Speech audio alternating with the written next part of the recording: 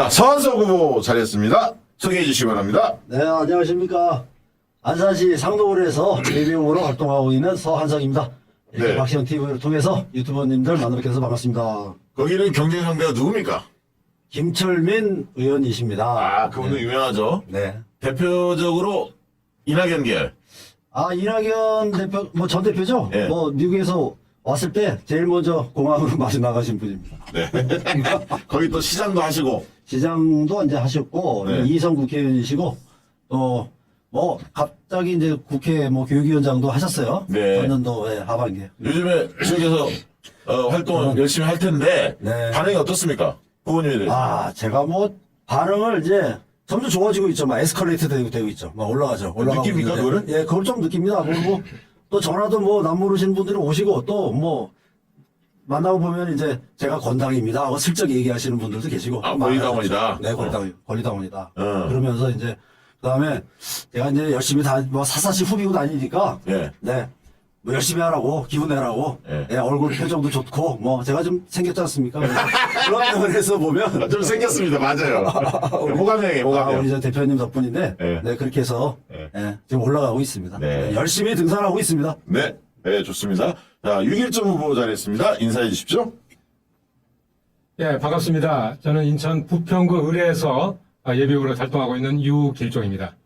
예, 홍영표 의원하고 대결하고 있습니다. 네. 그 지역은 또 치열하게 3파전이 있죠? 이동주 의원도 있고. 치열하게 3파전보다는 치열하게 2.5파전에 가깝다고 봅니다. 이동주 의원이 좀 뒤늦게 합류를 했고, 한동안 이제 그 병역 기피 문제로 좀 자격 심사에 좀 논란이 됐고 이래서 지역적으로 조금 약간 지역 기반도 그렇고 해서 아마 홍 의원과 저가 대우자동차 출신들이 네. 대결을 본격적으로 하게 되지 않을까 둘 싶습니다. 다 대우자동차 노조 위원장들. 위원장은 저는 위원장이고 예. 홍영표 의원은 위원장은 아닙니다. 잘못 알려져 있어요. 잘못 알려져 예, 있군요. 예. 노조에 협상 대표를 이렇게 집회하면서 이렇게 나서서 했는데 예. 노조 간부를 한 적도 없고 네. 이 위원장이 한 것은 전혀 없습니다. 잘못 알려져 있습니다. 지역에서 그러면 반홍은표 그 정서를 가진 분들이 예. 6.1점 후보 쪽으로 좀 모아지고 있습니까? 예, 그렇습니다. 확연하게 그런 걸 느끼고 있죠. 특히 이제 대우자동차 직원들 같은 경우 이제 저를 지지하는 분위기가 굉장히 강하게 감지되고 있고요. 특히 이번에 새로 선출된 노동조합 집행부가 그동안 홍영표 의원이 자기는 대우자동차 용접공 출신이다 이런 걸 계속 강조하면서 국회의원 됐고 계속 강조했거든요. 네. 성명을 내기를 홍영표 의원은 대우자동차 용접공 파리 그만해라 이런 성명서를 냈어요. 아, 노조에서? 노조에서 공식적으로 오. 노조위원장이. 예. 그래서 이제 대우자동차의 민심은 확연히 위반된 상태고요. 지역민들도 홍영표 의원이 너무 오랫동안 했고 하기 때문에 제발 좀 바꿔주라 이런 얘기를 저를 만나면 손을 꼭 잡고 당부를 하십니다. 네. 네. 지금 하단에 구독자 50만까지 640명 있는데 광진과 부평과 안산에서 얼마나 그 아시는 분들이 구독을 누르지 않고 방송을 시청하시는 분들 구독을 좀 눌러주시기 네. 바라고요. 자, 개인적으로 관심 있게 최근에 본 이슈가 있다면 뭡니까? 요즘 뜨거운 이슈는 윤석열 대통령과 한동훈의 예. 인사. 이게 예. 뜨거운 이슈죠. 90도 인사? 90도 인사. 그 서천이었죠? 예, 서천. 서천시장. 예. 서천시장이 그 화재 현장에서 네. 15분 동안 한동훈이 떨면서 윤석열 대통령 맞이하고 90도로 인사하는 장소고, 와, 저게 과연 대통령과 여당의 비대위원장이 인사하는 자리인가? 예. 그야말로 동네 건달과 똘마니가 인사하는 그런 자리인 것 같아요. 그래? 이렇게 인사하는 거 있잖아요. 예. 아, 정말 한심하죠. 뜨거운 이슈인 것 같습니다. 아니, 그거는 영화에 많이 나오는 장면이에요. 우리 깡패 영화들 보면 그 장면 많이 보잖아요, 익숙하게. 그죠? 예. 네, 그 장면, 그러니까 그 이슈가 좀 눈에 꽂혔고. 개인적으로 어떤 이슈가 관심을 좀. 저는 10년 되면서 우리 이재명 대표님 암살 미수 테러 사건이 벌어졌을 때 네. 그 사건을 어떻게 처리하냐는 걸 개인적으로 굉장히 관심을 가지고 지켜봤어요. 네. 사건 나자마자 제가 1월 3일 날 그 병원 응급실에 제가 가서 상황을 좀 지켜보고 유튜버들하고 인터뷰를 쭉 하는 과정에서 좀 이상하다. 초기 사건이 일어나는 명백한 팩트들이 명백한데 네. 팩트를 수사기관에서 발표하지 않고 이렇게 자꾸 뭉개는 걸로 봐서는 아마 이태원 사건이 제가 오버랩이 됐어요. 이태원 사건도 초기에 사실 다 감추고 나서 사건을 뒤집어 버렸잖아요. 그렇죠. 예. 바이든 난리면도 그렇고요. 그래서 팩트를 감추는 것을 사건을 이렇게 왜곡시키려고 한다라는 느낌이 들어서 유튜버들한테 유심히 제가 이걸 봐야 된다라고 얘기를 했던 방송이 기억나는데요. 네. 지금 상황 처리가 좀 그렇게 가고 있었죠. 네. 완전히 그게 또 바꿨죠. 자, 선수 후보는 어떤 이슈? 저도 이재명 대표님이 이제 테러 암살 미수 사건이 이제 가지거리였는데, 그것보다 좀 더 큰 주제를 좀 잡아봤어요. 그러니까 전년도 말에, 그러니까 북한에서 김정은 국방위원장이죠. 예.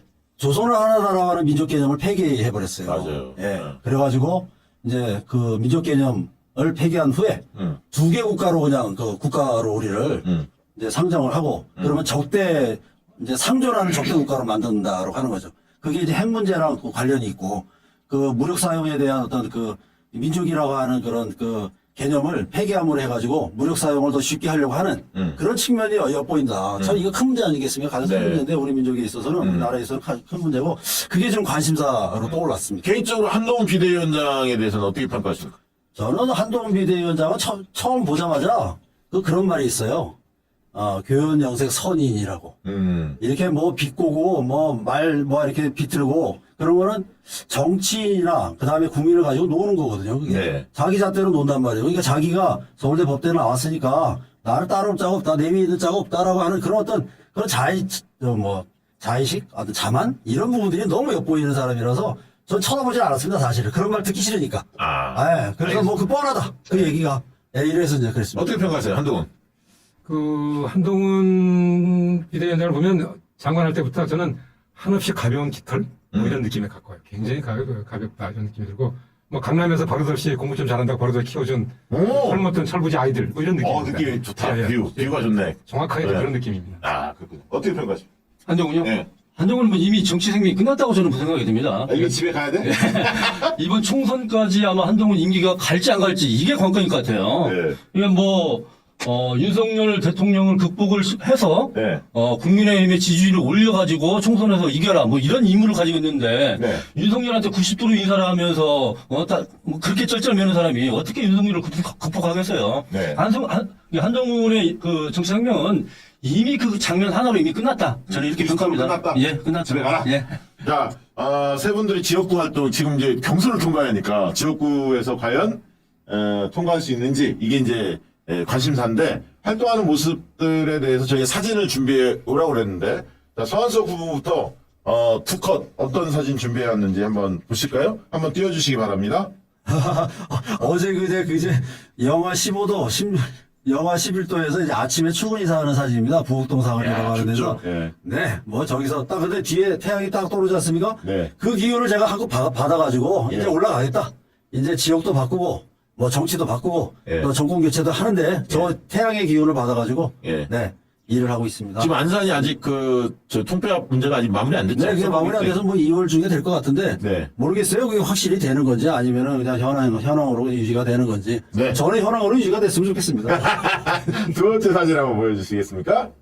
이 사진은 아이고, 뭡니까? 이 많은 분들이 나오는데 저기 어느 동사무소에 주민자치센터에 지역사회보장협의체 분들 예. 그 반찬 나눔을 이제 독거노인들하고 이제 지역에 소외되신 분들한테 나눠주는 행사인데 매달 한 번씩 저렇게 하세요. 네. A팀, B팀 나눠서 하시는데 이날은 또 엊그제인데 A팀, B팀 다 모이셨어요. 그래서 또 제가 또 가서 인사드리고 또 저분들이 저를 보고 안산동이라고 하는 데인데 잘생겼다고 소문났다고 저한테 칭찬을 해줬습니다. 그래서 아주 기분 좋게 사진 한번 찍고 주로 얼굴로 밀고 다니는군요, 얼굴로. 아니, 그러니까 이게 다 저기 마음의 표현 아니겠습니까? 그래서 네, 좋습니다. 네, 좋습니다. 너무 좋으신 활동들을 해서 너무 감사드리고 정말 네. 네 지역사회에서 너무 희생을 많이 하시는 분들입니다. 최고입니다. 우리 서한석 후보는 안산시장 비서실장도 했었고, 뭐, 특보도 하시고 막 지역에서 오랫동안 또 봉사활동, 환경운동도 오랫동안 하신 분이에요. 그래서 지역에서 많이 알려진 분입니다. 중앙무대에서 많이 잘 모르는 분들이 많지, 지역에서는 굉장히 유명한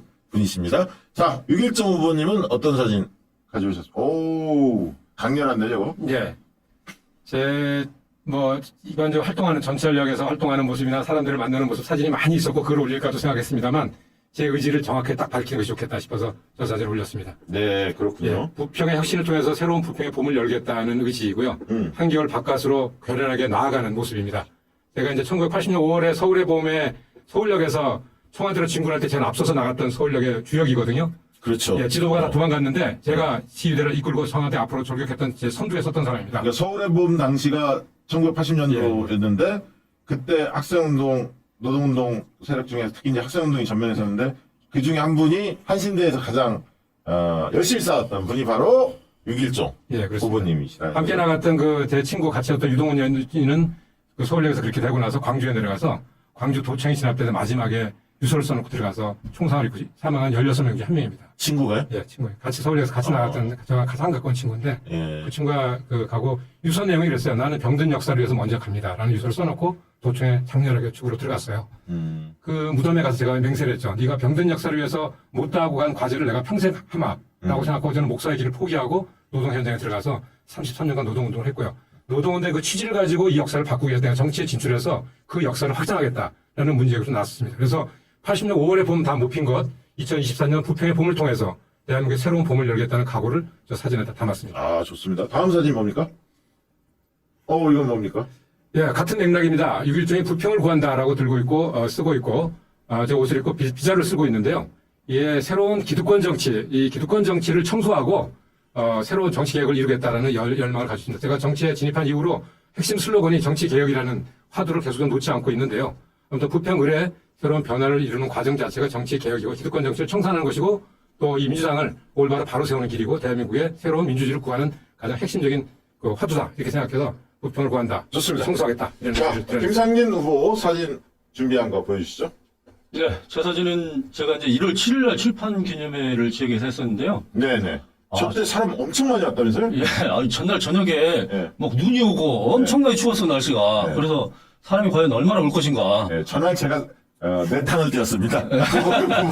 저기서 잠깐 하셨는데. 이때 이제 서승만 박사님이 사회를 보셨는데, 생각 외로 참 많은 사람들이 모여가지고 꽉 채워주시고, 또 끝날 때까지 거의 자리 이석 없이 지켜주시고, 네. 이 자리를 빌어서 우리 지역 주민들께 감사의 말씀드립니다. 네. 네. 두 번째 사진은 뭡니까? 두 번째 사진 올려주시기 바랍니다. 제가 아침부터 이제 저녁까지 주로 이제 저렇게 목에다가 이제 줄을 걸고 네. 이제 피켓 들고. 피켓 들고 이제 캠페인을 하고 그러는데 네. 전날에 이제 자양시장 입구에서 이제 캠페인을 하는 날인데 네. 갑자기 많은 눈이 막 폭설이 내렸어요. 어. 그래가지고 우산을 쓰고 이제 캠페인을 하고 있는데 가게에서 나와서 이제 눈을 막 씌우는 거죠. 네, 그러니까 저 파란 옷을 입고 있는 친구가 제 아들이에요. 제 아들 옆에 있다가 이제 같이 눈을 치우고 있는 장면입니다. 아. 그러니까 캠페인보다 이제 지역 주민들의 같이 하는 모습들을 보여줄 수밖에 없기 때문에 네. 아주 눈 치우다가 전화는 캠페인 못했습니다. 자, 세 분 이제 말씀하실 때, 네. 저 핸드폰 번호 띄워주시고 말씀하실 때, 그 다음에 또 후원의 계좌도 틈틈이 띄워주시기 바랍니다. 자, 여쭤볼게요. 우리 서한석 후보. 네. 지역에서 지금 캠페인의 주안점 뭘로 두고 있고, 지역 민심이 뭐고, 또 슬로건은 어떻게 쓰고 있는지 말씀을 좀 해주시죠. 먼저 뭐 슬로건은 이제 제가 좀 이재명의 기본사에 안산에는 서한석 이렇게 슬로건을 좀 쓰고 있습니다. 네. 괜찮지 않습니까? 이재명의 이재명의 기본사에 기본사에 안산에는 서한석. 서한석. 아, 예. 근데 지금 이제 우리 저 시민분들께서 가장 관심 있는 거는 이제 사실 경제 문제인데 제가 그 시민분들을 만날 때 왜 경제가 이렇게 어렵냐, 경기가 왜 이렇게 다운됐냐 이 문제를 설명하느라고 어떤 거를 말씀드리냐면은 윤 정권의 그 재작년도 지금 저 무역 적자가 약 600억 불에 달하거든요. 네. 그 무역 적자, 이게 수출로 먹고 사는 우리나라가 무역 적자가 그렇게 생기면은 그게 다 자영업자, 소상공인한테 다 피해가 간다는 거죠. 그거를 접목시켜서 이제 말씀을 드리는데 그게 가장 경기가 안 좋은 것이 가장 관심사이시기 때문에 그렇게 말씀을 드리는 거거든요. 안산도 지금 경제가 안 좋죠. 안산뿐만이겠습니까? 뭐 전국이 거의 이제 이런 상태고 실제로 식당, 미용실, 뭐 그다음에 특히 부동산 다 가보면은 안산에 이제 뭐 부동산도 꽤 많고 미용실도 꽤 많은데 이게 텅 빈 사무실을 들어가려다 보면 제가 죄송스럽기도 하고 그렇죠. 그리고 삐걱하고 딱 들어가면은 손님이 오시는 거하고 딱 쳐다보세요. 그렇죠. 제가 그 섬뜩해요. 어. 이 밖에 추운 게 아니라 안에 경제 상태가 추운 거죠. 그렇죠. 그 정도로 지금 많은 고통을 당하시기 때문에 그런 점에 대해서 이제 가장 관심이 있으신 거고, 뭐 정치 이슈는 사실은 크게는 야, 너희들이 그렇게 싸워가지고 우리가 이렇게 못 산다. 이런 말씀들을 좀 하시는 분 많죠. 그런 분들이. 그렇죠. 그거는. 네. 네. 그렇습니다. 지역 활동 어떻게 하고 계십니까? 우리 또 유기정 후보. 지역의 예. 슬로건 뭘로 쓰고 있고 또 지역의 캠페인 주안점 뭘로 두고 있는지. 예, 저희의 핵심 슬로건은 부평 혁신입니다. 부평 혁신, 사람을 바꾸면 부평도 바뀌고 정치도 바뀝니다. 라고 하고 있습니다. 그래서 지금 저희들이 하고 있는 주요 이제 활동들은 어쨌든 여기 부평 지역이 서울 교통이고 출퇴근이가 굉장히 비중이 높아요. 네. 전 지역에 전철역이 6개 정도가 있는데 거기에 이제 다 모여들죠. 그래서 출퇴근 시간에 이제 전철역에 홍보 활동하는 걸 기본으로 좀 하고 있고요. 네. 그다음에 이제 노인정과 부평 복지관 이런 쪽을 다니면서 지역 행사 이런 것들을 좀 계속적으로 커버하는 활동을 좀 계속적으로 해가고 있습니다. 이 부평 지역은 굉장히 좀 그 핵심적인 지역이라고 볼 수 있는데 몇 가지 중심적인 그 화두가 걸쳐 있어요. 이 소위 우리 지금 당권을 둘러싼 이런 과정에서 홍영표 의원이 아무튼 이낙연 대선 캠프에 상당히 중요한 역할을 했고, 핵심 역할들을 했고, 그런 연장선상에서 당대표에 대한 여러 가지 공격 이런 것들이 있었던 그런 소위 말해서 이제 이재명 대표라는 어떤 친소 관계에 가장 어떤 이 극대적인 어떤 적대적 격대 썼던 어떤 그런 지역이라서 경쟁 구도가 있고요. 그 다음에 저는 어쨌든 뭐 노동운동도 했습니다만 제가 이 활동하게 된 가장 기본 정신이 아무튼 장준하 선생이라든가 함석헌 선생 이런 분들하고 활동 때문에 제가 이제 활동하게 됐는데 민족 정기 문제에 대해서 굉장히 저는 깊은 관심을 가집니다. 근데 홍영표 의원이 가지고 있는 이제 조부의 문제, 그 친일 논란 문제들에 정점에 서 있습니다. 그런 대결 구도가 또 있고 친일 문제가 있었죠. 과거에. 그런 문제가 핵심적이었는데 사실 선거에서 제대로 반영되지 않았고 이슈를 비켜갔습니다. 그런데 이번에 이제 홍영표 의원이 다시 당선이 되게 되는 5번째 당선이 되게 되는데 국회의장을 노리고 있어요. 그건 굉장히 좀 말이 안 되는 일이라고 보는데요. 지금 윤석열 친일 정권 때문에 지금 친일 문제가 굉장히 심각한 문제가 되는데 국회의장을 다시 또 그런 혈통을 가진 스토리를 가진 분들이 국회의장의 제2 권력을 가져간다. 이건 뭐 대한민국의 비극이라고 생각되거든요. 절대로 용인될 수 없는 일이라고 네, 생각됩니다. 알겠습니다. 네. 활동의 중점 슬로건. 네, 저는 제 슬로건은 당심과 민심을 결코 배신하지 않겠습니다. 이게 제 슬로건입니다. 네. 민주당 당심은 이재명 대표를 중심으로 해서 총선에서 승리하고 대선에서 승리하라. 뭐 이런 게 당심이지 않습니까? 근데 여기에 이제 배신하는 사람들이 바로 뭐 소위 말하는 수박 활동을 하는 그런 사람들이겠죠. 저는 결코 배신하지 않겠다. 뭐 이런 의미고요. 민심은 당연히 민생을 살리고 그다음에 국정을 개혁하라. 뭐 이런 게 민심 아니겠습니까? 네. 그런데 이게 이제 민주당 내에도 비개혁적인, 반개혁적인 활동을 하는 의원들이 있죠. 저는 이런 민심을 결코 배신하지 않겠다. 이게 제 슬로건입니다. 그리고 지역에서 이제 정치 이슈로는요, 이제 저희 지역 같은 경우에는 아무래도 민주당 지지도가 높고 호남인들이 꽤 많이 살고 있거든요. 네. 근데 이제 가끔 가다가 지하철역에서 이렇게 캠페인을 하고 있으면은 저에게 다가와가지고 이낙연 대표 막 욕을 쌍욕을 하는 사람들이 있어요. 많죠. 이래가지고 어떻게 민주당에서 뭐 총리, 뭐 당대표, 대통령 후보까지 되는 분이 어떻게 탈당하고 저럴 수 있느냐. 이 얘기를 했던 얘기를 한 번 하고 가시면 되는데 한 20분 정도 가가지고 막 얘기하시는 그런 어르신들도 있어요. 그렇죠. 캠페인을 못 할 정도로 그냥. 원래 그래요. 네, 그런 경우도 있어요. 아니, 자, 이렇게 하면 여쭤볼게요. 고민정 후보보다 본인이 나은 점, 뭡니까? 고민정 후보보다 나은 점. 고민정 의원 같은 경우에는요, 제가 사실 지난 4년 전에 고민정 후보한테 저는 해줄 걸 다 해줬습니다. 저는 준비하고 있다가 고민정 의원이 낙하산으로 왔지만은 저는 문재인 정부 성공을 위해서 사무실마저 뭐 다 주고, 뭐 선대위원장도 해주고, 주식 다 넘겨주고 다 도와줬습니다. 그래도 저는 배은만득한 이런 정치인이 있을까 싶을 정도로 저는 배신감을 많이 느꼈어요. 그러니까 정치인으로서 어떤 기본 도리가 안 돼 있는 거죠. 그리고 고민정 의원이 지금까지 활동을 하면서 정치 활동을 잘했으면 제가 아마 나오지 않았을 겁니다.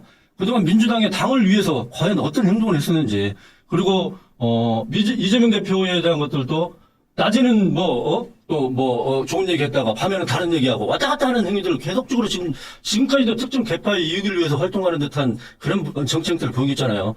그리고 당의 개혁의 부분에서도 항상 대의원들은 뭐 1인 1표 같은 경우에도 이미 반대 표명을 했던 거고요. 네. 정당 개혁이나 어떤 정치 개혁이나 이런 부분들에서 비개혁적인 활동을 했단 말이죠. 네. 제가 출마했었던 이유들은 고민정 의원의 바로 이러한 부분들이 있었기 때문에 출마를 했죠. 고민정 의원이 정치 활동을 잘했다면은 제가 출마하지 못했겠죠. 네, 알겠습니다. 자, 홍영표 후보보다 본인이 나은 점, 뭡니까? 저는 홍영표 의원보다 의리가 높다. 저는 의리남이다. 홍영표 의원은 여러 가지 지역과 당원, 당대표, 그다음 GM 배신 행위를 많이 했습니다. 친일을 저버렸거든요. 저는 의리를 짓고 평생 홍영표 의원보다 GM 노동자들 그리고 당에 그리고 여러 정치개혁에 계속 깊은 의리를 지키면서 살아왔다는 점이 가장 큰 장점이라고 생각합니다. 부가적으로 홍영표보다 제가 조금 더 잘생겼고요. 야, 오늘 잘생겼다는 사람 2명이나 나왔네. 예. 자, 서한석 후보님은 또 김천민 의원보다 본인이 나은 점. 먼저 나은 점보다 못한 점을 먼저 말씀드릴게요. 네. 자금력, 그다음에 어떤 조직력, 그다음에 김철미 의원님이 저 약간 보스 스타일이에요. 카리스마 이런 게 있어요. 네. 의리도 좀 있으시고. 예. 근데 저는 김철미 의원보다 나은 점은 저는 철저한 민주주의자입니다. 수평을 좋아하고요. 사람과 소통을 좋아하고 이게 뭐 나를 따라가는 식으로 안 해요. 같이 함께 이 일을 만들어가고 정책을 만듭니다. 그런 점에 있어서 보면 우리 민주당의 가장 큰 문제가 그거지 않습니까? 당원 위주인 데는 민주당이 돼야 되는데 이게 뭐 지역위원장 중심의 민주당이 되면 안 되지 않습니까? 네. 그런 거를 확 바꿔내고 싶습니다. 그런 점에서 제가 우수하다고 봅니다. 야, 겸손하면서도 본인 자랑을 깨알같이 잘했어요. 지금 보니까. 겸손하면서도. 자, 그러면 이렇게 한번 여쭤볼게요. 선수 후보를 좋아하는 분들 있잖아, 지역에 지지자들. 그럼 지지자들은 왜 좋아한다고 생각하세요? 선수 후보님을? 제가 일단은 이제 생긴 거는 그만 얘기할게요. 네, 그 사람들이 그런 것 같아요. 제가 좀 외유 내강형이에요. 그리고 많이 이렇게 듣고 좀 실천하려고 그럽니다. 사실은 좀 듣고서 흘려버리는 경우가 많이 있는데 정치인들은 그런 거를 좀 머리에 이제 넣어두고 좀 실천하려고 그러고 제가 뭐 기억력이나 IQ가 그렇게 좋은 편은 아니지만 사람을 보고서 딱 기억해내려고 그러고, 아, 저분이 어떤 위치에서 어떤 말씀이 있고 어떤 애로사항이 있는지 그런 걸 좀 유심하게 좀 들여다보려고 하거든요. 네. 그 다음에 지역에서 이제 안산에 35년 살았기 때문에 구석구석을 많이 아는데 제가 한 일도 많이 있는데 그런 걸 별로 자랑하지 않고 그냥 꾹 참고 누가 뭐라 그래든 당신 말이 옳소. 그 다음에 또 우리 같이 함께 합시다. 이런 태도를 좀 보이는 거를 좋아하지 않을까 싶습니다. 네, 한마디로 이제 공감 능력, 교감 능력, 그런 부분이 소통 좀 능력이 있는 것 같아요. 네. 우리 선수 후보님이 장점인 것 같아요. 그러니까 이제 좋아한다. 대표님이 인정해 주시는 건 그렇습니다. 네. 유길정 후보님은 좋아하는 지지자들 왜 좋아한다고 생각하십니까? 제가 살아온 삶의 과정에 대해서 이해하고 있는 분들이 이제 GM 노동자들 같은 경우 15,000명 정도의 우리 직원들이 있는데 GM 노동자들이 제가 33년간 살아왔던 길을 잘 알아요. 그래서 제가 이제 민주주의자이고 그다음에 사람들과 공감하고 소통하고 사람들의 바램을 받아서 그걸 실현해서 구해낸 능력을 가지고 있고 돌파력을 가지고 있다는 걸 잘 알고 있어요. 네. 그래서 80년대 민주노동운동 시대를 제가 직접 투표지를 만들어서 관찰해가지고 파업을 통해서 관찰해서 민노 시대를 연 사람이고요. 민주노동시대? 민주노조 운동의 시대를 제가 촉발해서 열어낸 사람입니다. 아, 민주노조 네, 운동. 직선제를 만들어서. 네. 그리고 이제 좀 해고도 되고 거기서 투옥도 되고 뭐 이렇게 됐는데 어쨌든 그 이후에 자무직의 권리를 개선하고 싶다라고 해서 노조를 만들고 싶었는데 그걸 하지를 못했어요.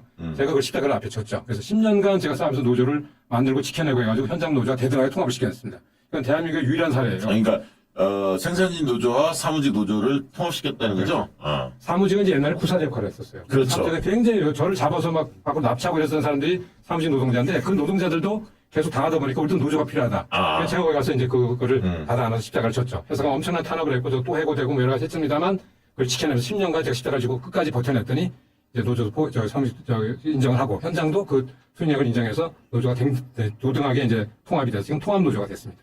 아, 예, 통합 그래서 노조가. 통합노조의 지도위원도 하고 이렇게 돼서 그 33년간 살았던 그 과정들을 지역에 있는 노동자들이나 이런 분들이 너무 잘 알기 때문에 어쨌든 그런 열정을 가지고 확실하게 정책 변화도 일궈낼 것이다. 어떤 장애물이 오더라도 어떤 탄압이 오더라도 돌파해내는 걸 6.1종을 알기 때문에 이 정치권에서 그런 변화가 가능하다는 확실한 신뢰를 지금 지역에서는 가지고 있습니다. 아, 유길정 의원님 오늘 힘이 있네, 목소리에. 네. 그리고 스피드가 좀 있습니다. 아, 그렇습니다. 자, 네. 박수를 좀 받을 것 같은데요, 여러분 보니까. 오늘 선수 후보님도 굉장히 잘하시고. 자, 김성님 후보님. 네. 본인 좋아하는 분들 왜 좋아하세요? 다른 분들이 저를 왜 좋아하나요? 좋아하는 이유가 있을 거 아닙니까? 고민정이 아닌 네. 김상진을 선택한 이유가 있을 거 아닙니까? 지난 이제 출판 기념회 때도 많은 지역분들이 많이 오셨거든요. 저는 뭐 중앙의 정치인들이 막 오고 그러지 않았어요. 솔직히 지역분들 중심으로 했는데 많이 오셨잖아요. 왜 왔겠습니까? 예, 저의 그런 어떤, 그동안에 이제 지역 활동을 하면서 저에 대한 믿음이겠죠. 그래서 저는 그래도 기존 정치들과는 좀 다르다. 그런 변하지 않을 만한 그런 믿음이 간다. 그런 신뢰감이 있겠죠. 그리고 저는 지역에서 8년을 살았어요. 네. 그러니까 지역에서 뭐 갑자기 와가지고 뭐 지역 발전시키겠다고 뭐 그런 후보들하고는 다른 거죠. 그리고 그동안에 제가 지역에 살면서 누구하고 뭐 어떤 고소고발 사건 하나 없이 지냈던 사람이에요. 그러면 지역민들이 야, 김상진 정도면은 이제는 좀 믿을만하다. 네. 그리고 이제 국회 가서 일할만하다. 어떤 이제는 신뢰감 이런 것들이 뭐 기반이 됐지 않나 이렇게 생각이 듭니다. 자, 전화번호 세 분 다 계속 밑에 깔아주시고요. 그래서 연고장 아니면 또 그 지역에 사시는 분들 관심 있게 좀 봐주시고 그 지역에 또 세 분이 마음에 들면 그 지역에 내가 누구 알고 있다 하면 문자로 또 연락도 주시면 큰 힘이 될 것 같고요. 자, 국회에 입성하면 어떤 일을 가장 먼저 하고 싶은지 뭐 중앙정치 측면도 있고 지역 측면도 있을 텐데 선수 후보는 국회에 들어가면 무슨 일을 가장 먼저 하고 싶습니까? 제일 먼저 하고 싶은 일, 그러니까 한 두세 가지 든다면은, 제가 이제 대학원 성대에 나왔는데, 거기가 이제 갈등 조정 사진 전문가를 양성하는 대학원이었었어요. 물론 행정대학원이긴 하지만, 지금 그 정치 혐오, 정치 증오, 이런 문제들이 뭐 이재명 대표 그 문제도 있지만, 이게, 그거를 좀 해소하고 싶어요, 사실은. 예, 그 갈등을 고조되는 그런 증오의 문제들, 어떤 법을 통해서든지 간에 좀 해소하고 조금 상호 이제 인정 뭐 상호 상생 뭐 이런 부분에 대한 어떤 특별법 같은 거를 한번 연구해서 진행을 해보고 싶은 게 가장 큰 저의 입법 활동이 되지 않을까 네. 싶습니다. 동시에 이제 뭐 지역으로 가면은 지역에 지금 우리 이동, 일동, 부곡동과 월피동, 성포동이라고 하는 지역이 있어요. 네. 근데 이제 거기 중간에 뭐가 지나가냐면 수인산업도로가 이제 통과도로예요. 네. 그래서 제가 큰 정책을 하나 지금 어디서 사실은 누가 제안을 좀 하셔가지고 제가 지금 검토에 들어갔는데 네. 그거를 통과도로를 지하도로로 만들고 위에는 공원이나 그다음에 도시 네. 개성을 한단 말이죠. 그러면 그 단절된 그렇죠. 양 지역이 단절된 거를 통합하고 서로 복원되죠. 이기적으로 복원하고 그다음에 지역 가치도도 올라가고 네. 그런 거를 한번 해보고 싶습니다. 사실 근데 굉장히 그 거리가 한 3km? 3km는 채 안 되겠지만 그런 굉장한 공사가 이루어지는 부분이기 때문에 네. 근데 이제 좀 아마도 그 시민들이 굉장히 좋아할 것 같은데요? 이거는 지금 가려진 거고 여기 처음 말씀드리는 거예요. 사실은. 근데 이제 우리 왜 경부선 철도 지하화 문제가 이제 그렇죠. 특별법 됐지 않습니까? 네. 그러니까 이 통과도로에 대한 지하화 특별법이라든가 이런 걸 한번 구상해 보고 싶습니다. 근데 우리 상노골 지역에도 아주 적합한 도시를 통합하고 동과 동 사이에 어떤 단절된 그런 왕래가 단절돼 있고 도로 때문에 쉽지가 않은데 네. 그걸 해소할 수 있는 거죠. 그다음에 공원도 더 많아지고 그러면서 주차장 문제, 대중교통 문제, 뭐 자전거 도로 문제 이런 것을 다 해결할 수가 있어요. 사실 그러게 되면. 그렇죠. 그래서 그런 구상을 한번 해보겠습니다. 그래서 중앙정부에서 이제 국회에 들어가면 이제 전반 보편적인 문제를 다루고 그다음에 지역으로 가면 또 지역에 네. 특화된 정책을 또 하고 그렇게 생각을 하고 있습니다. 유일정 후보는 국회 입성하면 어떤 일 하고 싶습니까? 예, 국회 입성하면 일단 중앙정치 차원에서는 어쨌든 이 윤석열 정권에 대한 심판 문제가 총선 이후에 바로 대두될 것 같습니다. 이 정권 심판에 나서야 되고 민주주의를 회복하고 정치를 어떻게 개혁할 것이냐 하는 문제에 대해서 저는 앞장서서 하려고 생각합니다. 그런 과정에서 천착해 왔고요. 무엇보다 아무튼 이재명 대표가 가지고 있는 살아온 서사나 이런 과정을 돌이켜보면 제가 살아온 게 너무나도 유사합니다. 그래서 이재명 대표님과 함께 어쨌든 새로운 대동세상, 새로운 민주공화국을 만드는 과정에 제가 전적으로 함께 협력해서 함께 나아가려고 생각합니다. 지역적으로는 지금 지역 부평을의 지역 핵심 하도는 GM을 어떻게 할 거냐 하는 문제 하나하고 지역을 어떻게 개발할 거냐 문제로 둘로 나뉘는데요. 네. GM과 관련해서는 지금 여러 가지 어려운 지금 상황에 처해 있지만 제가 그동안 오랫동안 활동했던 경험들을 살려서 자동차 산업에 특화된 반도체 하이테크 산업을 유치할 생각을 좀 하고 있습니다. 그런 과정을 통해서 사실은 이제 이 자동차 부평을 하이테크 산업으로 전환하는 과정이 되어야지만 경제 활력이 생길 수 있고 GM 글로벌 자본을 유치시킬 수 있는 이런 활로가 열리거든요. 네. 이런 과정에 대한 구체적인 세부적 안을 가지고 제가 GM을 새롭게 살려내는, 새롭게 확산하는 이런 과정들을 제가 주도하려고 생각하고 있습니다. 두 번째, 이제 지역 개발과 관련해서는 지역에 여러 가지 재개발 문제가 현안으로 많이 걸려 있어요. 북해동, 청천동 쪽으로 해서 금호타운에 2,539세대, 그다음 북해 3단지 2,000세대, 쌍용 2,500세대 뭐 등등등 해서 상당히 많은 부분이 이제 재개발 관련이 걸려 있는데 네. 리모델링 하려고 하는데 요새 리모델링은 공사비가 상승해가지고 수익이 저희가 나지 않고 어렵습니다. 그래서 재개발해야 되는 재개발이 그동안 고도 제한에 걸려 있었어요. 대우자동차가 이제 분납을 한다는 이유로 부평 지역이 고도 제한에 군사적으로 걸려 있었는데 사실은 제조차 지금 분납하는 게 별로 없거든요. 한국GM이. 그래서 이 문제를 제가 관심을 가지고 풀어서 네. 아무튼 이 부평 지역에 골든 어떤 재건축 작업이 진행되도록 하고 신속한 통합계획, 신통계획이라고 얘기하는데 신속통합계획 박원순 때 했었어요. 그런 과정을 통해서 신속하게 재개발로 고도 제한을 풀어가는 이런 과정들을 제가 활로를 열겠다 이렇게 말씀드리고 가장 지금 최근에 뜨거운 이슈는 삼산동 구회동 지역에 GTX-B가 통과하면서 특과 변전 시설을 거기다 공원에 놓으려고 해요. 근데 주변에 학교들이 많습니다. 지역 주민들이 가까이 살고. 그래서 이 문제에서 아주 관심들이 높은데요. 이 문제는 주민들과 함께 숙고 민주주의를 통해서 충분한 논의 과정을 통해서 문제가 발생하지 않도록 하는 과정을 만들어서 진행되도록 제가 적극적으로 관여하겠다는 말씀을 드리고 싶습니다. 공론화 과정을 거치겠다는 예, 얘기예요. 예. 자, 본인 국회에 입성하면 가장 하고 싶은 일 뭡니까? 예, 지금 현안의 어떤 검찰 개혁이든지 뭐 언론 개혁 이런 문제들은 민주당 의원이라면은 누구나 총의를 모아서 당연히 해야 될 그런 일이라고 생각이 들고요.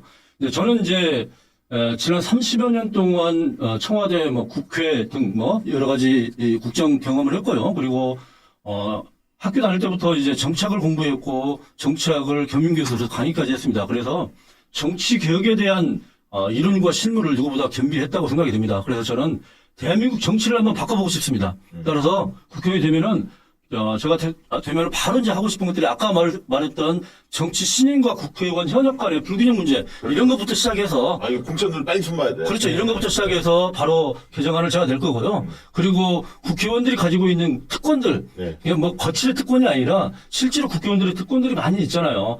장관직을 겸직한다든지, 네. 장관을 겸직 못하게 해야죠. 대통령 하에서는요. 그리고 정치개혁 특위도 지금 국회의원들로만 구성이 되어 있는데 정치개혁 특위를 각계각층이 모여서 구성을 해서 거기서 논의가 되면 국회는 통과만 시킬 수 있게끔 정치개혁위원회를 저는 독립시켜야 한다 보고요. 네. 그리고 뭐 현역 의원들이 지금 원외 당직을 너무나 맡고 있어요. 이래서 국회의원들이 의정 활동에 집중하기보다는 원외 당직 활동을 더 많이 한다는 것이죠. 그래서 저는 원외 당직은 원외에서 맡고 현역 의원들은 원내 당직을 맡고 의정 활동 열심히 해라 이렇게 좀 개정하고 싶어요. 아, 이거 좋은데요? 예, 정말 이런 활동들을 갖다가 저는 국회에 입성하면은 바로 저는 추진할 겁니다. 제가. 확실히 이제 그 여의도 정치 흔히 얘기하는 국회, 청와대, 당에서 두루두루 이제 그 일을 해보셨기 때문에 네. 그런 이렇게 구조적 문제는 김상조 후보 확실히 준비가 돼 있는 것 같아요. 그럼요. 예. 제가 네. 많이 경험을 했고 피부적으로 그동안에 많이 어려움도 당했어? 많이 당했습니다. 제가. 당해봐야 알아. 지역을 위해서 무슨 일을 할 겁니까? 지역을 위해서. 지역을 위해서 물론 이제 서울 같은 경우에는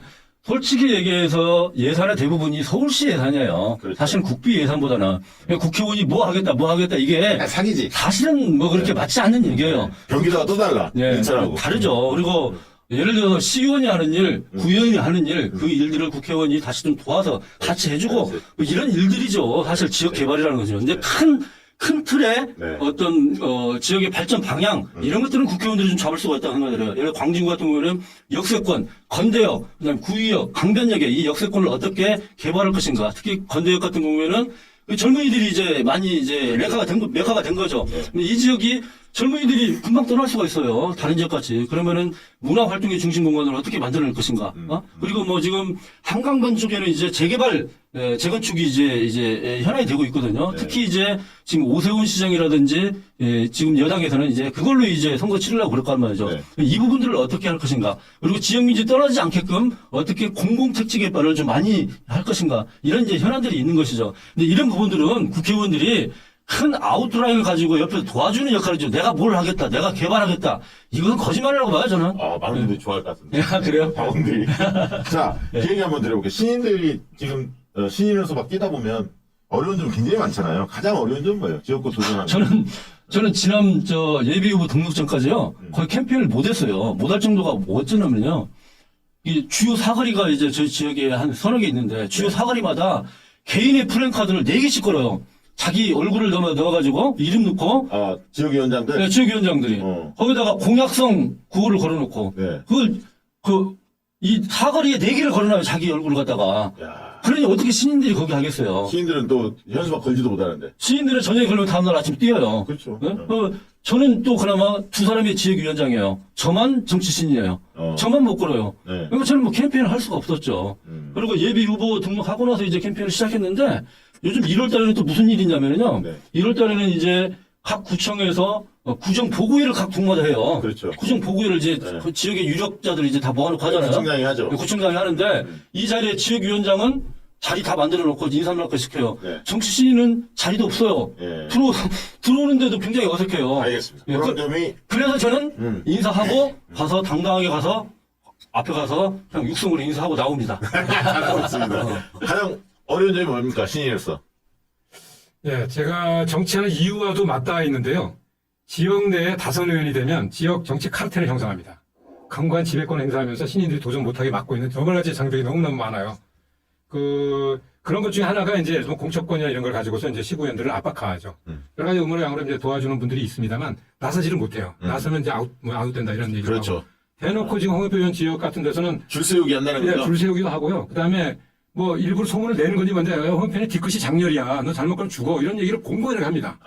그런 얘기를 하다 보니까 사람들이 나서고 싶고 돕고 싶어도 약간 이제 숨어서 이렇게 하는 이런 양상을 취하는 것. 이런 것들이 있기 때문에 인력을 운영하고 공식적으로 하는 부분이 이제 좀 어렵죠. 그래서 이제 많은 분들이 이걸 지지한다. 그래서 경선만 통과하면 완전 도와줄게. 아니, 그거 누구나 콩쿨 둘러. 이렇게 얘기하죠.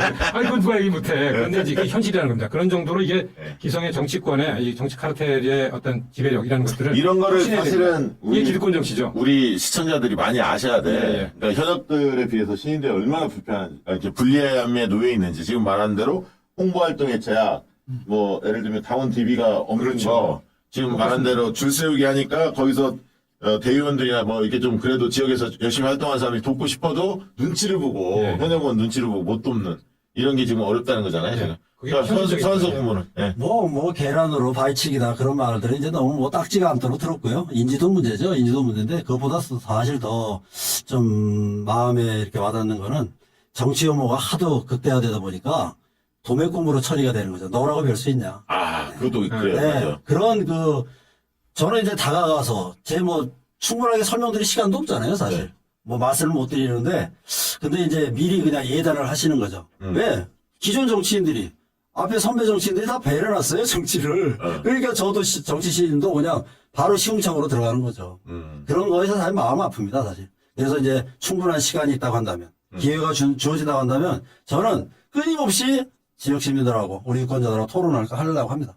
네, 뭐, 일주일에 한 번씩 하든지, 뭐, 한 달에 2번씩 하든지, 계속 상호, 이제 만나서 얘기하고, 네. 네, 접촉을 해야 이해를 하니까, 그렇게 계속적으로 해나가려고 합니다. 그게 저기 정말 마음에 아프죠. 그 경선에서 이길 수 있는 네. 필승 전략이 있다면 어떤 전략을 근데 세우고 모든 길을 로마에 통한다고, 열심히 하는 거죠. 근데, 이게 열심히 하니까 제가, 체력에 또 한계가 와요. 여기 계신 분들도 그런지 모르겠는데, 그래서, 잠깐 점심 먹고 쉬기도 하는데, 예.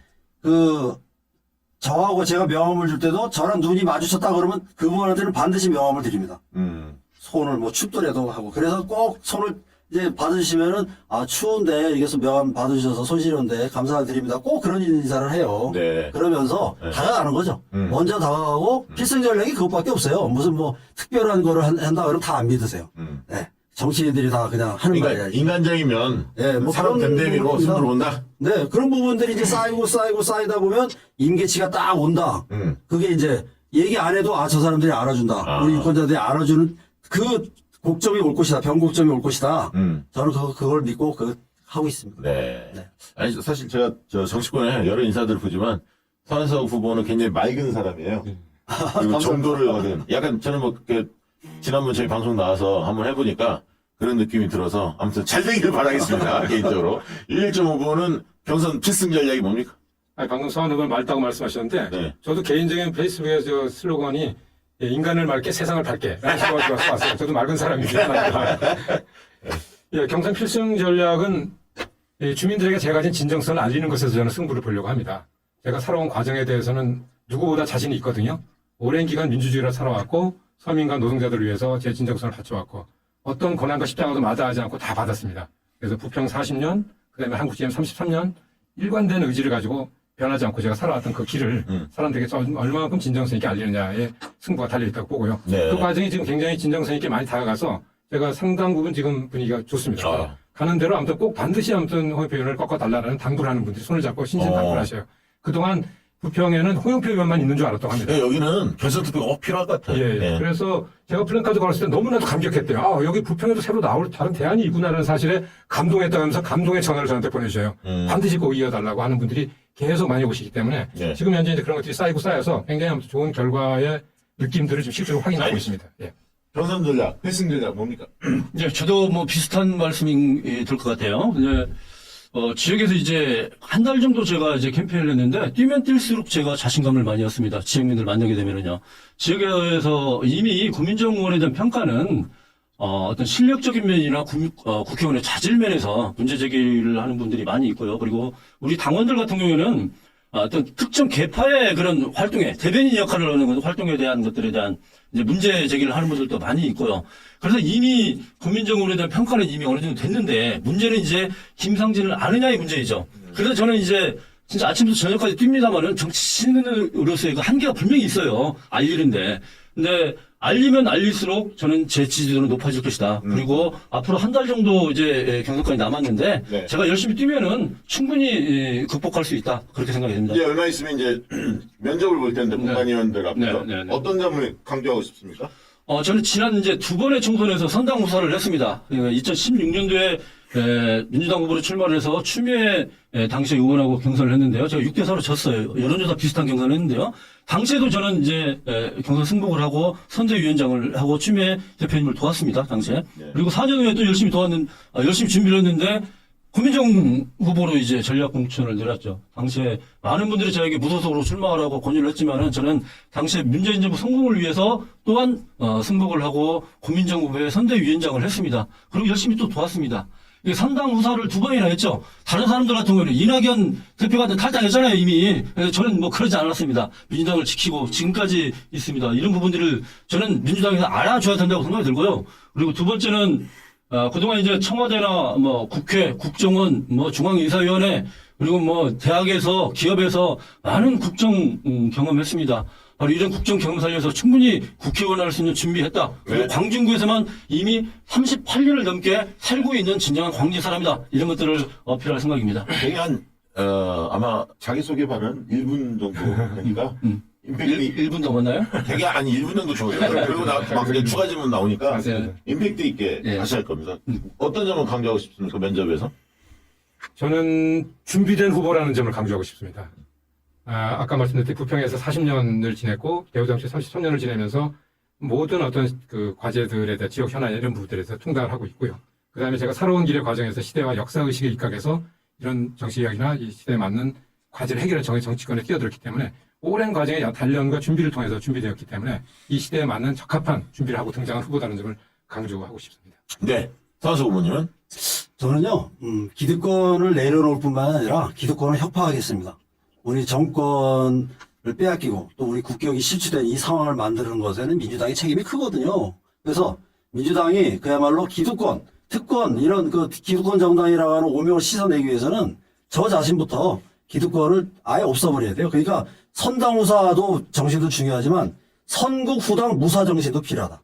저는 그렇게 봅니다. 그래서 그런 부분들을 철저하게 어필하고요. 그러면서 저의 삶, 그야말로 그런 보편적인 우리 국민들을 위해서 일했던 그런 삶을 조금 더 이제 말씀드리고 그러면서 어필하겠습니다. 네. 네. 응원의 댓글들이 많이 왔는데, 세 분 응원하는 댓글 중에 대표적인 거 하나씩 소개해 올리도록 하겠습니다. 나떼앙스 님이, 와, 목소리에서 전투력이 느껴집니다. 6.1종 최고, 홍영표는 나가라!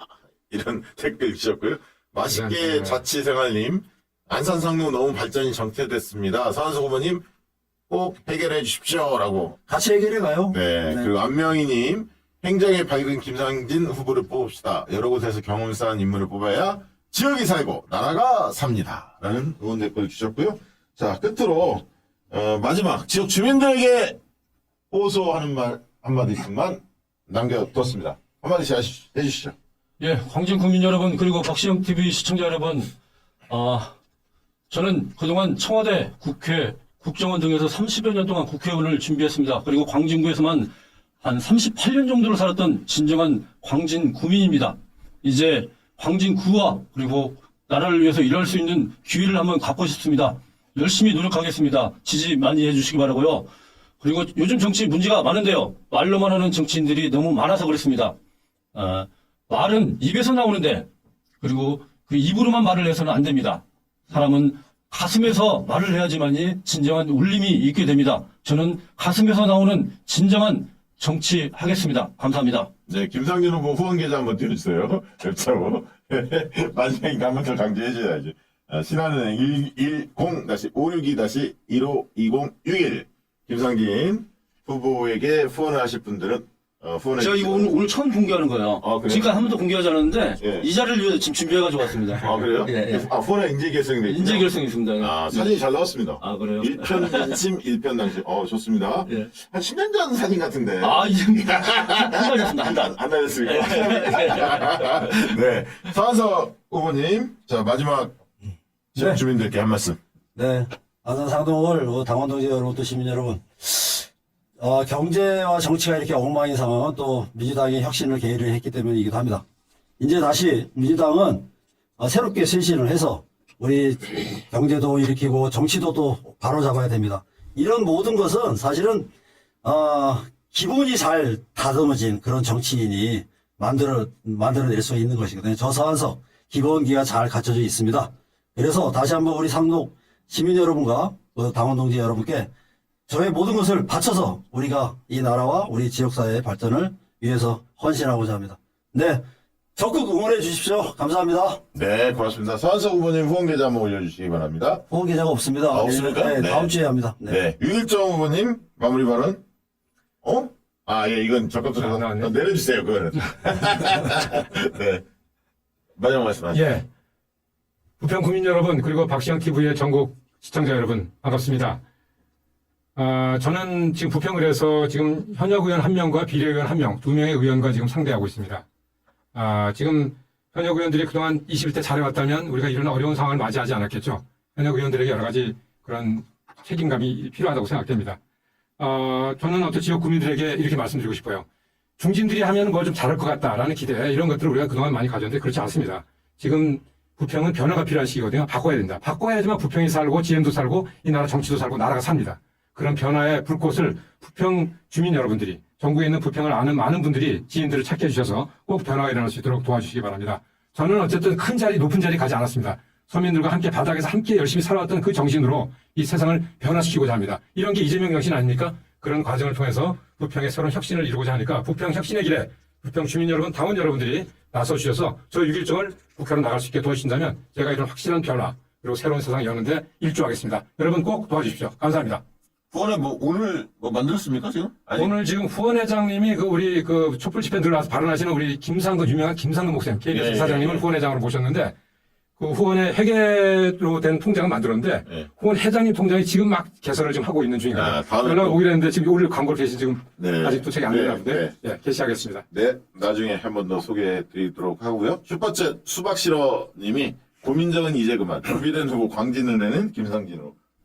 이렇게 주신 겁니까? 네, 슈퍼챗 보내주세요. 예, 고맙습니다. 유일한 후보. 유일한 후보. 예. 예. 고 선생 저 슈퍼챗 쏘세요. 쏘기로 했는데 네, 나중에 쏘겠습니다. 이제 50만까지 581명 남았는데 오늘 저녁 방송에 털도록 하겠습니다. 예. 자, 오늘 저녁 방송에는 신윤 변호사 그리고 임지웅, 박영훈 나오는데 또 박영훈 오늘 오창수 평론가 감기 몸살을 거지려갖고 오늘 부득이 박영훈 총선기획단 위원이기도 하고 전략공천위원으로 좀 참여도 하고 있습니다. 당내 사정도 좀 들어보려고 하고요.